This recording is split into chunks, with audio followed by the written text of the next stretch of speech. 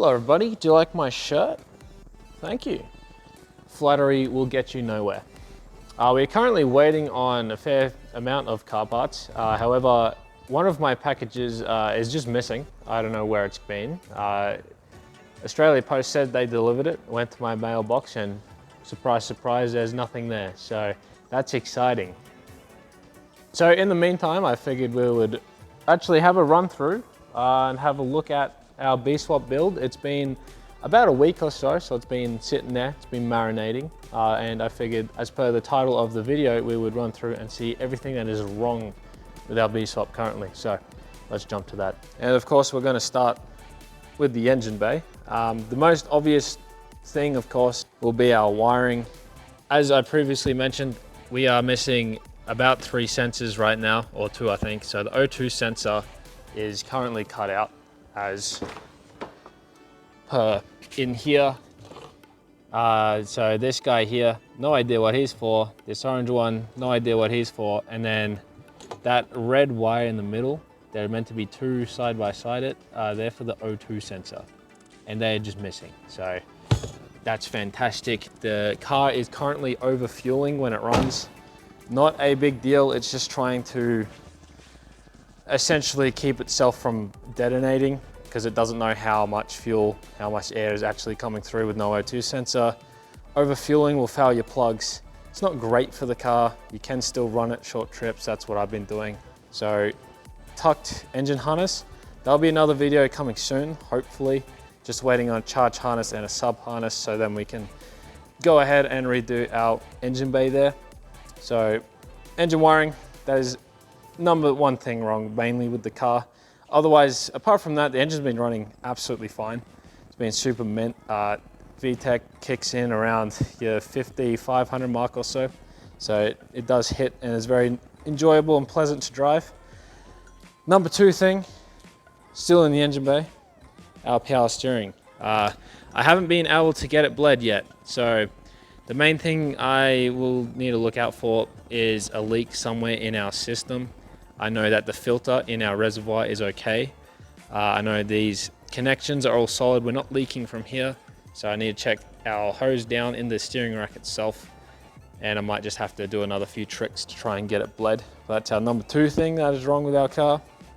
Number 3, which we're actually gonna go ahead and fix right now, is our ride height. So we're a little bit too low still. Wheels and tires, by the way. I have a set picked out. I need to go ahead and grab them. Tires are expensive, so just hold off a little bit longer. But this is what we have for now. Ignore my cheap, nasty tires. That's what I have, okay? Don't judge me. But we're still a little bit too low, especially compared to the front. We're currently tilting like that, nose deep. So we're gonna raise up a little bit on the front, and we're gonna head to our back, and we're actually gonna squat it just a tad. So that's number 3. So we're gonna jump and fix that right now. Where are we?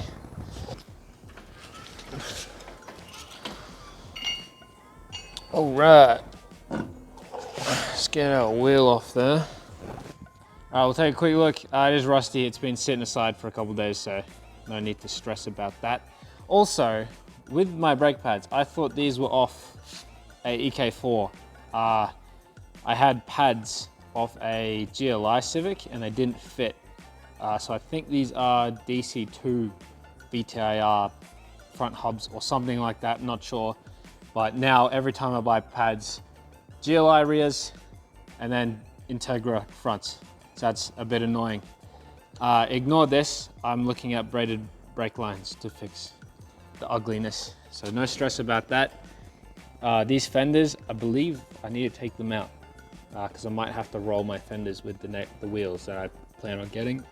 But aside the point, we need to raise it. So we need to loosen our lower collar here, and then we want to move our bottom collar counterclockwise. So going left to right. So those are tight, so they're going to be a pain to get off, but we're going to go ahead and raise the car up. Only a little bit. I don't plan on raising it too much. So just a tiny bit. So maybe a handful of turns, really. That's all we gotta do. Aha. There we go. Get our locking collar undone. Okay. We're gonna leave him a little bit upwards. And now we need to go left to right, counterclockwise on our lower ring. I'm gonna go for like 5 half turns. Well, they're quarter turns, really. I thought I might show you guys while we're here our next major thing wrong with our B-swap / what was already wrong with the Civic, because I'm lazy. Let me go grab our spare parts. Okay, so what we have, these are some rack boots. There's 2 there. That is our lower engine mount. And then ignore that for now. And then these guys are some new tie rods because as we can see here, there's meant to be a grease nipple on that so you can grease the ball joint. There is no grease whatsoever in these ones. And that is not a proper castle nut bolt. That is just a random bolt that I found that I threw on so this thing could drive. Looking through there, I think it's very obvious to tell. Our rack boots are split, they're gone. They create a massive mess, just everywhere, leaking grease, whatever. So we've got new tie rods, which we are probably gonna grease up this time, unlike that, and fresh rack boots. So we can fix up our steering rack pretty much, make it nice and clean, make sure we don't have any leaks. So I've gone ahead, I've risen that, I've tightened the locking collar. I'm gonna go ahead and throw our tire back on. We'll do the other side and then we'll drop it down and see how it looks. I've gone ahead and risen them just a tad. We'll drop it down, see how we go.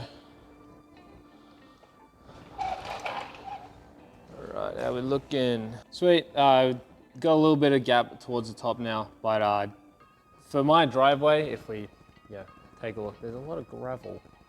That's gonna do us just fine, especially because that lifts our front lip, which I've been bumming out and I've been hitting everything, even though it's not even that low. So that's nice.